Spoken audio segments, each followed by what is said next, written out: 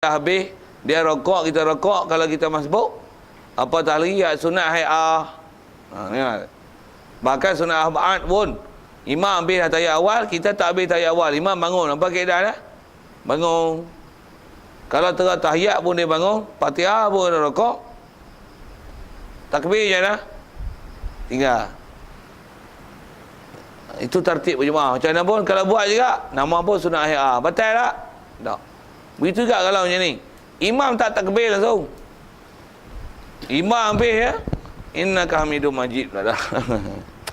La syarika lahu wa bidzalika umirtu wa ana minal muslimin. Bismillahirrahmanirrahim. Makmum siah tegur subhanallah tu suku.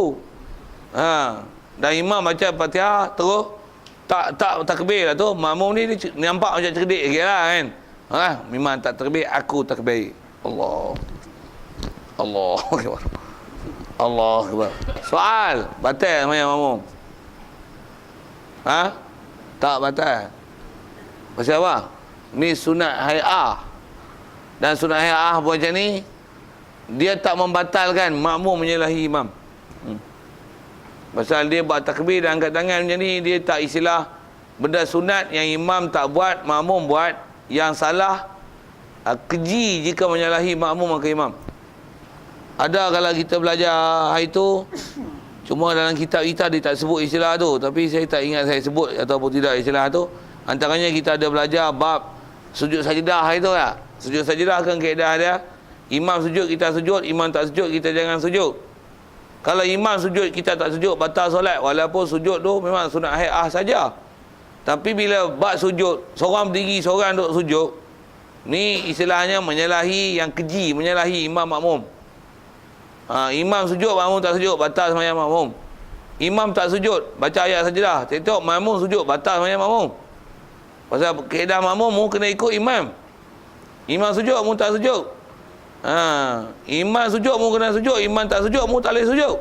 Itu peraturan sembahyang sujud tilawah. Adapun takbir ni, imam sujud, makmum tak sujud, tak ada masalah. Imam sujud lah dah, najak ke tu. Imam takbir, mu tak takbir, tak batal solat mu. Tapi bodoh tu kena boh lah. Ataupun imam tak takbir, mu takbir, bodoh ke mu pun. Maksud apa?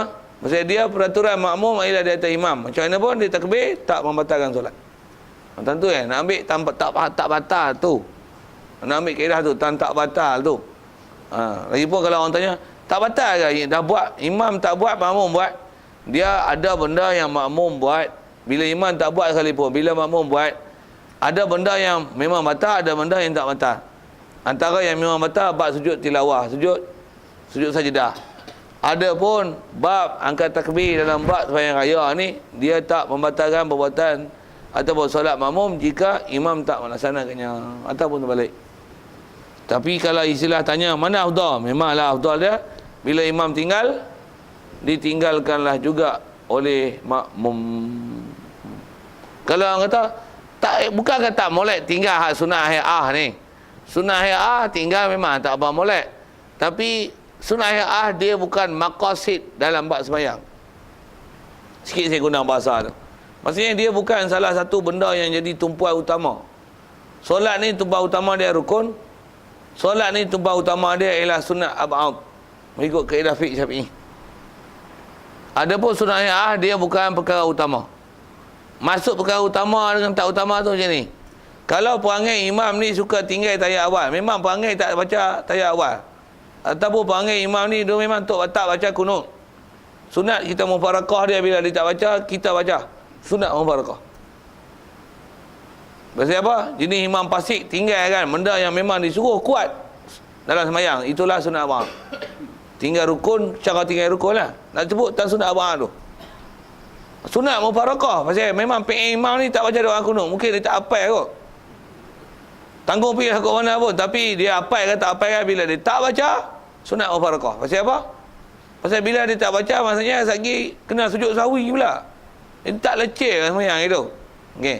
Adapun tinggalkan tasbih, zikir, tinggal tasbih masa rukuk, tinggal tasbih masa sujud, tinggal baca Rabbil Fili, tinggal a'udzubillah, tinggal doa iftitah, apa saja istilahnya sunat hay'ah dia itu, bila dia tinggal, yang tu kita tak disunatkan mubarakah dengan imam.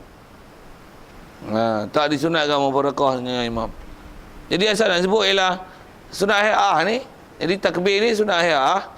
Jadi kalau imam tinggal sekanjar sekalipun, kita tak disuruh mubarakah dengan imam semata-mata untuk mendapatkan takbir raya ni. Pasal atas nama sunat, dia ialah sunat hay'ah yang taklah dengan meninggalkan dia disunatkan sujud sahwi. Ya. Kalau imam sujud sahwi tak, pasal tinggal ke takbir. Imam tinggal takbir, betul? Takbir kat takbir ihram, takbir raya ni. Kita nak cerita takbir raya lagi ni. Dia nak bagi salam, dia pun sujud sahwi. Allahu Akbar. Allah. Apa ni? Macam mana? Batal sembahyang. Kalau dia sujud sahwi atas nama tinggal takbir raya, batal sembahyang. Kalau dia tahu dan sengaja. Agak-agak dia tahu tak? Pasal tak tahu tu dia sujud tu. Nasib baik tak tahu, satu tak batal. Cuma kat kita makmum macam mana? Makmum kita tak tahu apa masalah dia. Memang boleh jadi dia sujud tu pasal boleh jadi dia tinggal takbir raya tadi tu. Tapi kaedah buat sembahyang macam ni. Bila imam sujud sahwi, kita walaupun tak tahu apa masalah imam, kaedah sujud sahwi ni bila imam sujud, makmum sujud saja. Sujud saja. Pasal itu peraturan sujud sahwi. Pasal imam bila dia sujud sahwi, makmum wajib ikut sujud sahwi. Pasal apa? Itu peraturan solat. Pasal bila imam sujud sahwi, maksudnya mesti ada satu benda yang tak kena ke imam. Walaupun telah dia jahil, dia tak kerti, itu suku. Tapi peraturan dia bila imam sujud sahwi, kita sujud sahwi. Pasal kita tak tahu apa yang masalah kat dia. Dan dia sujud sahwi mestilah ditanggung. Dia mesti tahu apa perkara yang menyebabkan dia sujud sahwi. Satu dia sujud sahwi, kaedah kita makmum, imam sujud sahwi, makmum sujud sahwi. Dia ada peraturan solat macam tu dalam bab sujud sahwi. Sekalipun katalah macam ni, habis-habis salam, makmum tanya, Tok Imam sujud sahwi siapa? Dah aku tinggal takbir tadi. Sah imam bodoh. Tapi batal sembahyang.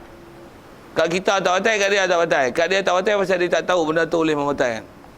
Kat kita tak batal pasal kita tak tahu dia sujud dia pasal apa. Takkan kita nak tanya kot, Tok Imam sujud pasal apa? Tengah sembahyang tu, mana boleh? Sedangkan peraturan sujud sahwi ialah imam sujud sahwi, makmum sujud sahwi. Saya buat cara tu lawak bodoh sikit. Tapi itu kaedah solat tu. Kaedah solat. Maksudnya kita dalam pelaksanaan sembahyang tu, apa disiplin dia? Apa disiplin dia?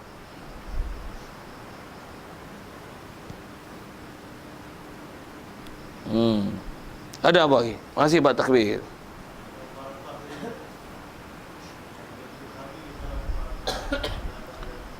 Dia pasal kita agak dia sujud pasal dia takbir tu. Kalau ikut ada keharusan tu. Macam mana pun kalau atas nama keutamaan tak. Macam mana pun atau kata boleh ihtimal. Pasal tengok imam pun memang imam ni tak baca cerdik. Boh pi ayat tu. Kalau tak takkanlah mubarakah kan. Imam ni tengok tak baca cerdik. Dia pun pekah tengok mengaji mana, dah mengaji mana. Pasal baca suara sedap sikit, satu orang lantik jadi imam. Tapi pekah tak bisa mengaji mana. Tengok dia sujud. Dan memang tak ada, kita tak tanggung lain lah. Dia sujud sahwi ni pasal doa tinggal takbir raya tadi dah ni. Dia sujud ya kita mubarakah. Harus mubarakah tu. Itu ada harus. Itu kot atas soalan tu. Itu harus mubarakah. Tapi kalau atas tanya afdal, tak afdal mubarakah. Pasal kita tak tahu sebenarnya hai dia sujud tu pasal apa. Lain.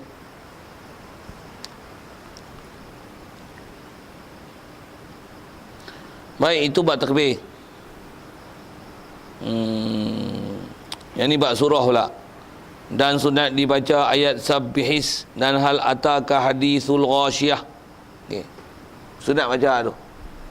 Maksudnya antara surah-surah yang sunat dibaca pada ketika atau pada waktu sembahyang raya, rakaat pertama baca sabbihis rabbikal a'la sampai habis, dan baca hal ataka hadithul ghashiyah sampai habis rakaat kedua. Walaupun hal atas tu lebih panjang ada sabis. Pasal warid Nabi Rasulullah baca macam tu.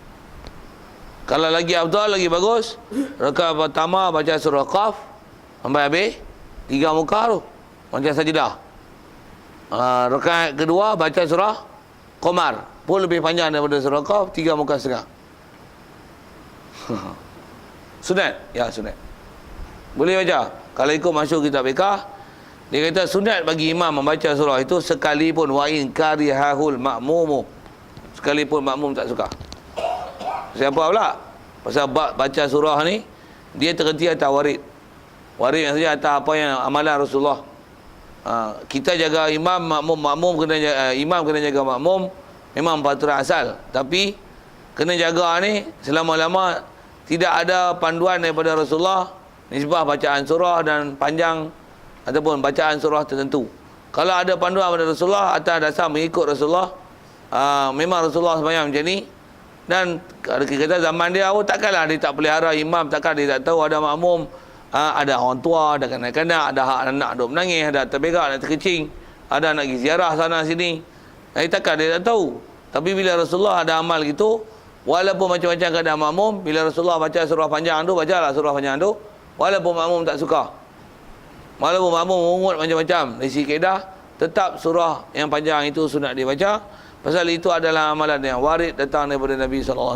Itu kaedah. Macam mana pun tuan-tuan nak baca macam ni, baca inna a'tayna, lepas tu baca kulhu, sah. Sah. Dia kata sah tu sah. Bahkan tuan-tuan tak baca inna a'tayna dengan kulhu pun, habis-habis orang dhalin, amin, diam, sengap, agak-agak habis Fatihah, Allahu Akbar, rukuk tu. Surah pun tak baca, boleh? Sah. Nak sebut sah. Nak bicara sah ni. Jadi yang afdalnya mana? Baca hak Rasulullah baca. Habis tu. Ada soal. Jadi kalau tak baca surah Sabihi dengan hal atas ni macam mana? Istilahnya telah meninggalkan surah yang sunat dibaca yang warid pada Rasulullah. Itu ialah. Macam mana haram kan? Tak haram. Pasal dia bukanlah bacaan wajib. Cuma dia bacaan sunat, dan sunat yang ada keutamaan. Pasal kita mencontohi Nabi SAW. Kan contoh dia satu benda yang baik. Jadi mengikut tu adalah afdal. Dan niatkan ikut tu kerana itibak Nabi SAW. Kerana nak ikut Nabi Muhammad SAW. Kau nak baca surah lain, Baqarah ke, surah Kahfi ke, baca surah Ar-Rahman ke, Al-Hadid ke, baca apa tu? Baca surah Maryam ke, surah Yusuf ke, ikut mu baca. Baca lagi. Macam mana pun di atas kaedah baca boleh baca apa nak baca. Tapi atas kata nak ikut Nabi, Rasulullah baca apa? Memang sembahyang Id dia baca Sabihi dengan halata, dan dia baca Qaf dengan iqtarabatis sa'atu wa syaqqal qamar. Ada soal? Pengalaman saya sendiri memang bila baca surah Qaf tu dengan halata lah. Baca dengan surah Al-Qamar tu memang makmum. Saya zaman saya jadi imam masa arwah Fatih ada lalu, adalah sekali jadi imam, memang baca surah tu. Yang tu pun seingat saya kali tahun kedua tu saya jadi imam tu. Dia orang agak lah. Kalau yang biasa ikut saya semayang, yang pernah berimamkan yang saya jadi imam semayang raya, memang saya surah tu saya hafal. Hafal pun pasal memang termasuk dalam yang surah saya hafal. Bukan saja hafal untuk jadi imam, memang dah hafal sebelum tu. Kena tu guru suruh jadi imam, baca terus lah tu. Baca lah. Tahun pertama tu tak ada orang komplain. Tahun kedua rasanya bukan tahun kedua, raya tu, Aidil Adha tu. Tulis surat lalu, mari surat layan. Tahun kedua. Bukan semayang Aidilfitri, pasal dia komen tu sekali dengan semayang tarawih. Dia komen tu semayang raya Aidilfitri tu, bukan Aidil Adha. Dia komen terus sampai sekali dengan tarawih dia komen. Tapi tarawih bukan saya, Datuk Imam, orang lain. Nak sebut dan kata dia komen pasal kita baca surah panjang. Dia Datuk Imam pun sampai tak ambil perhatian langsung dekat makmum. Makmumnya tak tahu kan makmum nak pergi ziarah sekali-sekali main balik kampung KL itu kuat luar. Nak pergi ziarah rumah saudara mara, nak pergi ziarah kubur lagi. Tok Imam gaduh panjang, baca panjang-panjang lagi. Tulis tu. Tek. Dia hantar surat layan bagi tuan kuasa, bagi pengurusi, bagi Tok Imam. Kat saya dia tak bagi khusus lah. Ada tempek bank kenyataan. Ada dulu sekali. Yang mana bawah tulis anak jati kuat luar. Dia tulis. Kami duk merantau sana. Kami tak biasa duk tengok Tok Imam macam ni. Tok Imam tarawih macam ni. Semayang macam ligat. Macam kita api. Puru. Baca doa pun doa Melayu. Mana ada Tok Imam boleh baca doa Melayu, leceh, dia peleceh macam-macam. Manusia ni macam-macam, dia nak peleceh tu macam mana pun. Mau peleceh kita silap lah. Pasal yang tu memang dalam kitab sebut sekalipun makmum tak suka membaca surah tu.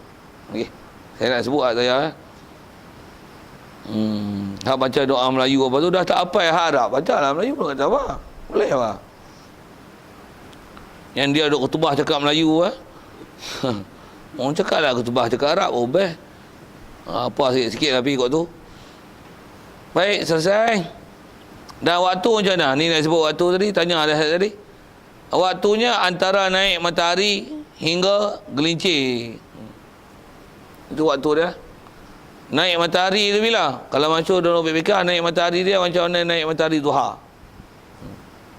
Jadi waktu duha kita belajar dah itu, dia lebih kurang setengah jam daripada terbit matahari. Setengah jam ada terbit matahari, sah dah untuk buat sembahyang Idul Fitri yang dia duha. Kaedah kita dalam Syafi'i macam tu. Okey, siap. Kita kat Malaysia tak biasa tengok pelik-pelik. Tuan-tuan dah tengok pelik tak mana? Pergi Mekah. Siapa biasa? Raya haji ke raya fitrah kat sana? Ada? Ada ni. Mekah kalau sembahyang raya tuan tahu ke apa? Lepas subuh sembahyang raya tu. Tanya ni sembahyang lagi. Lepas subuh sembahyang raya tu. Wah. Saya tak tahu macam mana. Saya pun tak ada. Kalau kita Syafi'i tak tahu. Mazhab lain tak pergi semak pun. Saya sebut tu pasal Tok Guru duk cerita dulu. Kita Mekah ni habis main subuh main raya terus. Oi. Tu dia bang. Macam mana? Tahu Wahabi ni kepala otak sengit sungguh. Jangan nak tahu. Syiah tu pun sengit ke? Memang sengit. Tapi dua-dua sengit. Dua tak betul. Salah kalau ada orang kata Syiah tuan-tuan. Syiah ke Wahabi ke sebahagian pada ahli sunnah wal jamaah tak betul. Dia yang kata ahli sunnah wal jamaah fiqh tak betul. Tauhid tak betul. Macam-macam benda salah tau. Sikitlah pak tu saja setuh pak akidah tu sikit. Kaedah kita ni naik matahari segala jadi waktu duha. Cuma selalunya waktu yang dah ditetapkan kat kita ni sembahyang raya selalunya 8.30 9 lah. Raya korban 8.30. Sini dia punya cuaca macam tu. Orang tak pasal apa lah sembahyang raya lambat. Sembahyang raya lambat pasal ada lagi kod-kod yang terlambat bayar peterah, biar peterah sebelum sembahyang raya. Tu bagi masa dia kan. Selalunya yang jenis pasien bayar peterah lambat ni, orang Malaysia ni jarang. Orang Malaysia ni semua orang-orang bagus. Selalunya Papua Indon. Saya pengalaman duduk Kuala Lumpur tu, kalau jenis ada pekerja Indonesia, jenis geng-geng Indonesia ni, dia memang suka baca bayar peterah pagi raya tu. Pagi raya tu. Kalau sikit tengok, pasal apa tak bayar awal? Kan senang, Tok naik. Tok naik pula dah. Tok apa? Tok Amir. Kalau ikut PK, no. Bayar sepanjang Ramadan, hukum harum. Bayar malam raya, sunat. Bayar dah masuk waktu wajib kan. Sunat bayar. Jadi ada waktu sunat bayar sebelum sembahyang raya. Tu.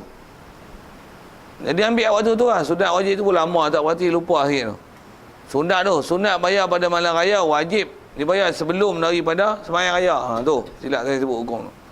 Wajib dibayar sebelum daripada sembahyang raya. Jadi antara kita buat ibadat ni harus sunat wajib. Mana besar pahala? Satu kami di pondok arwah tu guru lu kalau memang ada duk tengok perangai dia, dia memang bayar peterah bila? Pagi raya tu, subuh tu. Memang Amir kalau kawasan kami tahu siap dah. Tok guru ni selalu bayar minta pasal lain. Bahkan Tok Amir main tunggu siap. Sepanjang subuh orang kat belasah pagi raya tu. Tok guru bayar, kami pakat bayar. Tiru dia. Tengok dia punya penjelasan fiqh dia sebut itu. Kami pun pakat bayar pagi raya.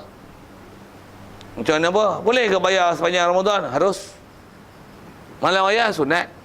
Pagi raya wajib. Ambil lah wajib pasal pahala besar. Tambah pula kita bayar kat fakir miskin pagi tu. Macam mana? Orang miskin pagi tu, dia rasa hari tu habis tak ada duit raya lah. Kita bagi duit berderah ke dia. Macam mana? Sonok tak? Macam orang ngantuk seorang mata. Betul? Pasal hari seronok tu, pun boleh. Hari pagi tu sebelum sembahyang raya boleh 1,000. Macam okey tak? Loncat tau. Wow. Seronok tu lah pagi ni. Siapa? Boleh duit terah banyak tu. Ni boleh duit terah 150. Duit beri banyak lagi. Boleh ke tu? Duit zakat punya banyak-banyak tu. Duit terah boleh 150. Allah. Bayar duit tu pergi Kuala Lumpur, tak lepas pergi balik. Sajalah sebut tu. Apa cerita kat tu. Nak sebut waktu solat. Jadi waktu dia hingga naik matahari. Naik matahari itu sehingga tergelincir. Baik. Kemudian daripada sembahyang raya ni sunat dibaca 2 khutbah. Baca khutbah ni kemudian selepas daripada sembahyang khutbah baca lepas sembahyang. Jumaat khutbah dulu baru sembahyang.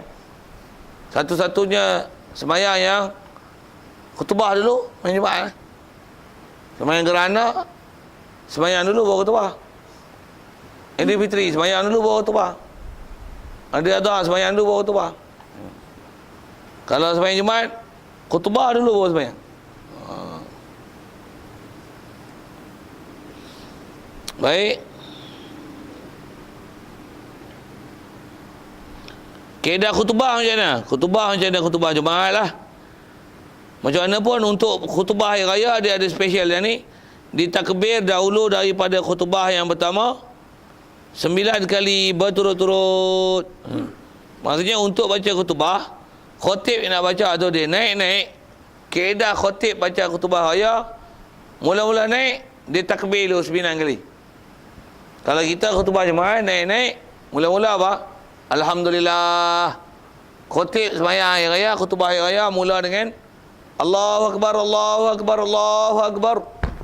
Allahu Akbar, Allahu Akbar, Allahu Akbar. Allahu Akbar, Allahu Akbar, Allahu Akbar. Walillahil hamd. Alhamdulillahil qail. Baru baca alhamdulillah. Jadi mula dengan alhamdulillah dengan takbir 9 kali. Takbir 9 kali pada khutbah pertama dan pada khutbah kedua 7 kali. Allahu Akbar, Allahu Akbar, Allahu Akbar. Allahu Akbar, Allahu Akbar, Allahu Akbar.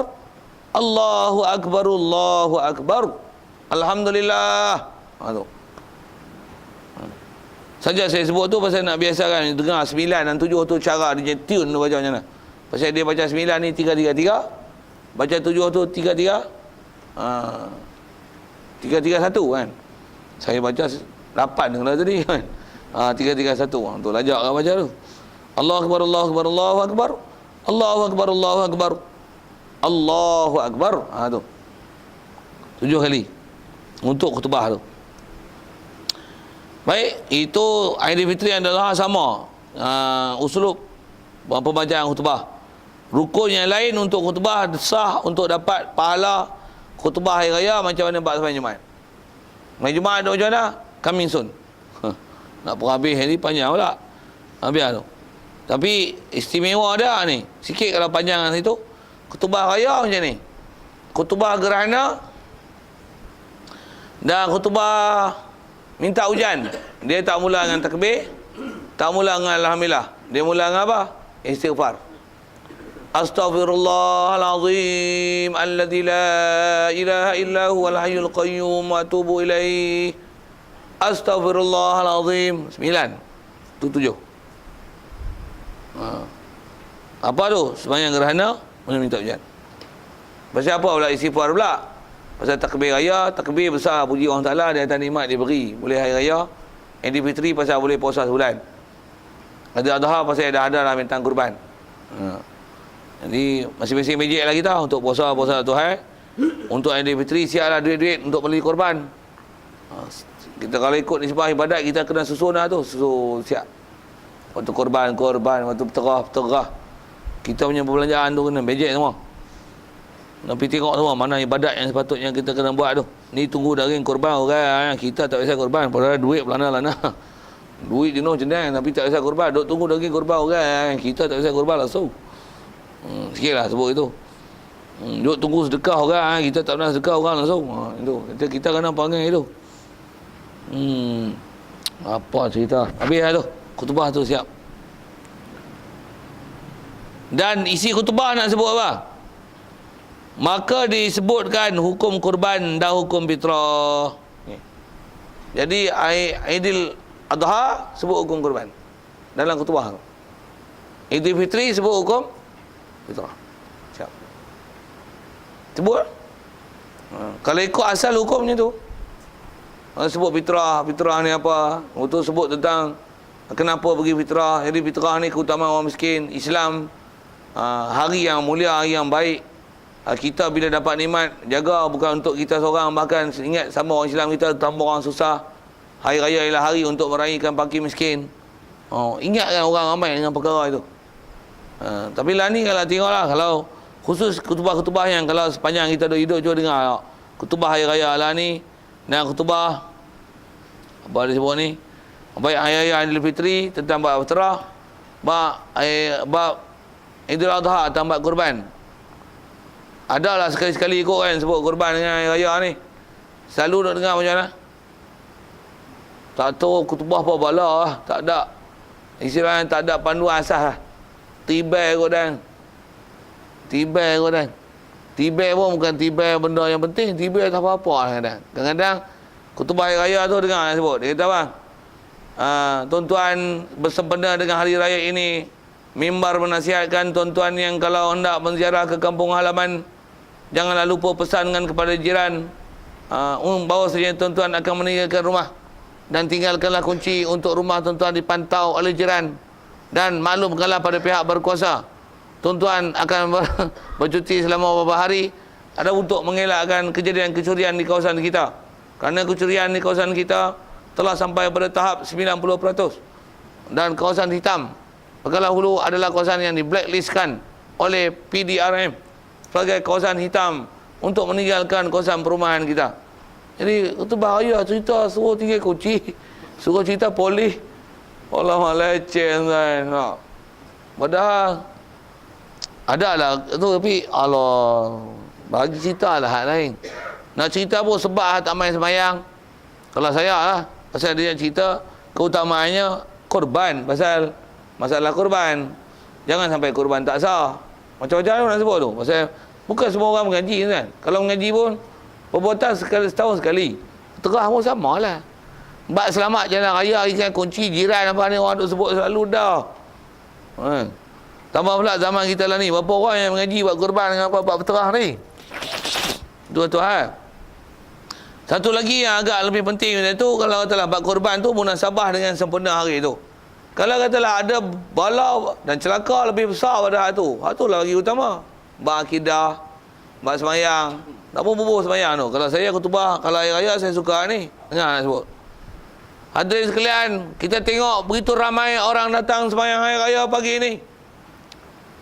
Masjid kita yang sebegini besar tidak dapat menampung keperluan jemaah kita. Jadi sepatutnya masjid ini dibesarkan dengan lebih besar lagi. Sajalah lagi bodek tu kan. Bahkan kita dapat lihat limpahan jemaah untuk sembahyang sunat hari raya sehingga seramai ini. Alangkah bertuahnya kalau kita dapat lihat ahli Korea kita mari bersembahyang subuh tadi adalah seramai ini. Subuh tu. Tapi malangnya subuh tadi setakat kiraan yang telah dikira oleh saya sendiri, hanya ada 5 orang saja mendatang untuk hadir berjemaah subuh. Inilah kecelakaan besar umat Islam pada hari ini. Bubuh hari tu. Mereka lebih nampak kepada pakaian baru, sampen baru, songkok baru, nak menggayakan pakaian masing-masing. Sudah tak mengenal yang mana yang hak wajib dan hak sunat, mana yang lebih utama untuk dihadir ataupun tidak. Bahkan tengah hari ini, hari sekalian, jangan lupa hari ini adalah hari Jumaat. Kita akan lihat tengah hari ini betapa kurangnya orang datang untuk sembahyang Jumaat kerana menyambut hari raya, berbanding dengan sembahyang sunat hari raya yang kita dapat lihat pada pagi ini. Bubuh kan? Bubuh. Kalau saya bubuh sungguh tu. Dengan nada marah, dengan mata merah, bubuh. Inilah manusia yang telah rosak. Bubuh. Ketubah tu. Siapa je ketubah sampai tengah tu. Bubuh lah. Demo bukan dia tengok muka kita hari-hari. Tak kenal pun, ada baru balik kampus kali-kali. Oh, ustaz ni garang. Garang tak garang. Bubuh gitu. Ni sembahyang raya kita tengok keluar main sembahyang pun hak betina pakai macam nak ngorak jantan. Boh. Kan? Dengan tudung tak pakai, dengan boh gecu, dengan wangi-wangian. Tak tahukah hukum mana yang boleh berias, tak berias bagi orang perempuan. Bubuh. Ni sagi pula tengok kubur duduk sebelah. Kita tengok masuk